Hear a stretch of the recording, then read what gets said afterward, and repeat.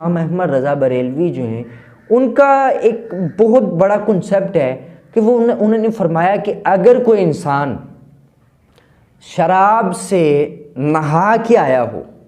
उसकी दाढ़ी पे देख लो शराब के कतरे टपक रहे हैं, उसके होंठों से, उसके मुंह से शराब की बू आ रही है, उसके बाल जो हैं वो शराब से बिल्कुल तर हो चुके हैं, कपड़ों पर ये सामने लगी है, तो कोई मुझे कहे कि इमाम साहब इसने शराब पी है, तो मैं कहूँगा नहीं पिया, मैं उसकी बात पर यकीन नहीं करूँगा उस वक़्त तक जब तक मुझे तहकीक ना हो।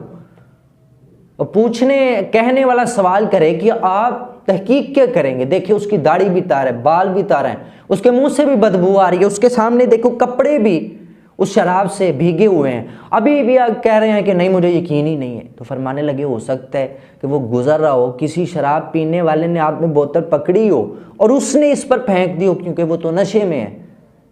और नशे में वो कुछ भी कर हो सकता है नशे में इसके ऊपर उसने सारी शराब डाली हो। तो कहने लगा ये ठीक है बात।